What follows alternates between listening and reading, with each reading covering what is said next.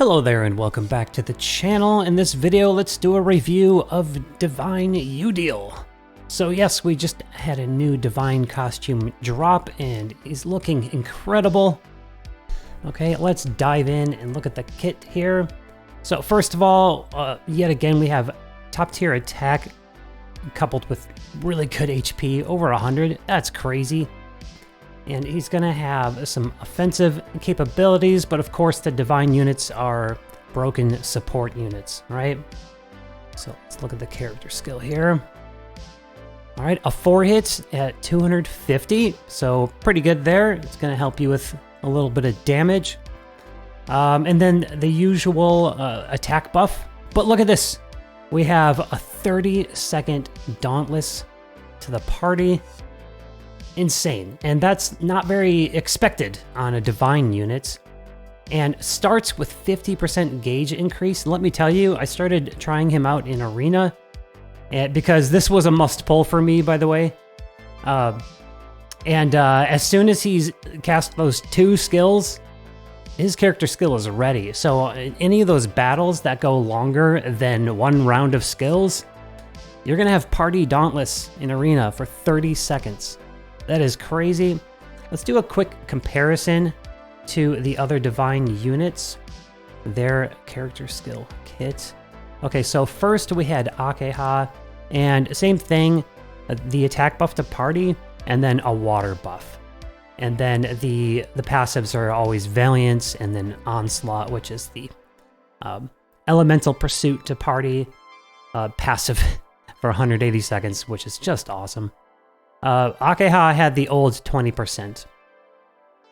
Okay, then we had Baldi, who brought the 25% Valiance. And then attack buff, element buff, just like Akeha. And then, of course, Yuri kind of changed it up a bit. We have the same passives, but we have a defense break and a timed fatal, timed crit hit damage party, which is very powerful, as we've talked about before. And then of course now the attack buff and Dauntless gimmick, really interesting. And okay, let's keep looking at this. So like I said, we have the new 25% Valiance, the elemental pursuit to party. This is kind of interesting and weird. A timed agility, so it's almost like they maybe want us to use him in arena. Of course, agility can be useful in subjugation as well to make sure you have turn priority. If you're really min-maxing all of the action count in your subjugation wave, which some of that's still a little over my head. Like I've said before, I got my scores and I'm happy. I don't enjoy that game mode very much. But look at this. His base agility is 1200. What?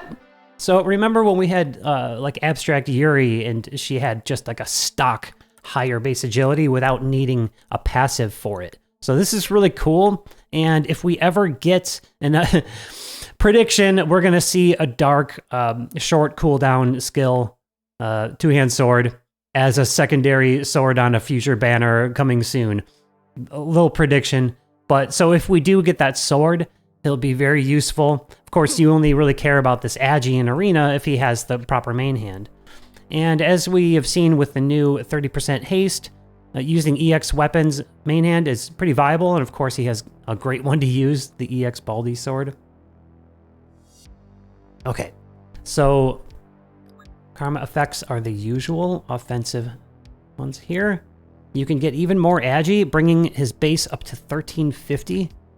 And then that's crazy if you get the A3 and get a timed on top of it.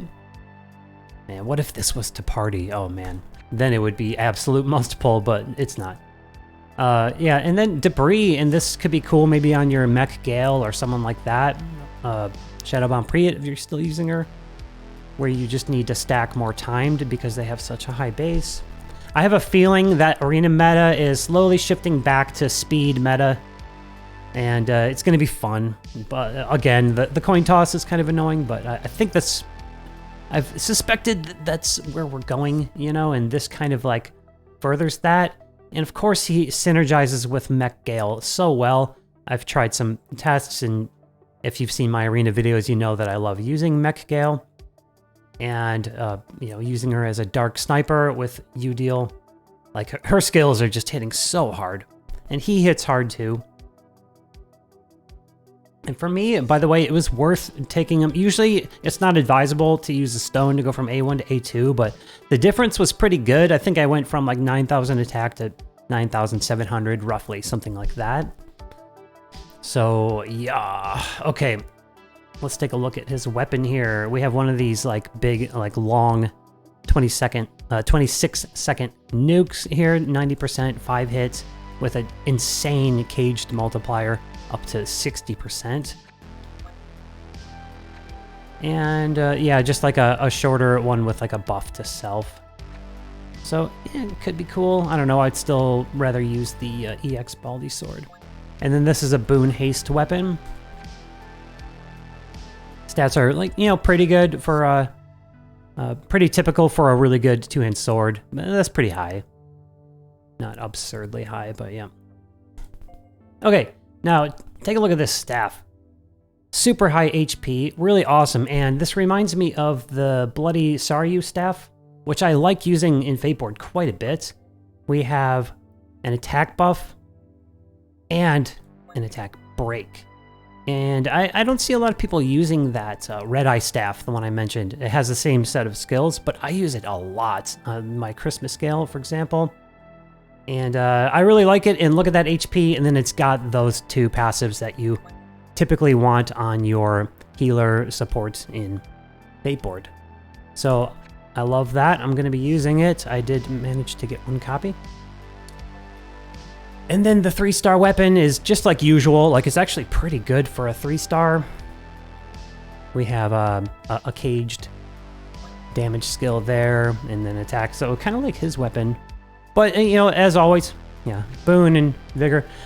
As always, these are good, like if you don't have anything better, kind of thing. So could be useful if you're a newer player and you just don't have better options. You're trying to fill out, you know, 3 waves of a subjugation build. So should you pull? I would say yes, just because, well, for me it was a pull. I've been really skipping a lot, as you know, if you've seen my videos lately. I've been skipping for a few months now, ever since Mech Gale. Haven't been really going hard for a unit. I did pull the new Sarafa Provoke tank, but yeah, I love the Divines a lot, and I didn't go paid. I went ahead and blew most of my free gem stash, and I really like it. Someone in my community who is also like crazy veteran said that he's skipping, but his main reason for skipping is that Christmas is coming, and Christmas banners are usually really good, and you know, depending on how hard you've gone on DQX, you know, maybe you're low, and maybe you just don't need it. Maybe you don't care about adding him to your arena team, and you're just fine on your dark subjugation score. Then maybe it could be a skip for you. And the Divines are kind of like the Abyssals. You know what I mean? They're like this like side class of units. But man, with that party elemental pursuit is just so awesome, and that's like one of the biggest selling points for me. But with the Dauntless, and remember when I complained about like 15-second Dauntless and 20-second Dauntless, and it doesn't seem to last that long, and this is pretty substantial, 30 seconds, and to have it on a Divine unit is crazy. So if you have the gems, I say he's awesome. Go for it. I did, but you know, use your own discretion. If you got cleaned out recently, and you know, you got to keep in mind that Christmas banners are coming, and then it's going to be immediately followed by New Year's, which are always really good, and then immediately followed by the next Fest banners, which are always really good. Those are my thoughts on this one. Let me know what you think, if you pulled, if you like them, and if you haven't pulled yet and want to, best of luck to you. Thanks as always for watching. If you haven't yet, like and sub. It helps me grow, and it's much appreciated. I'll see you in the next one.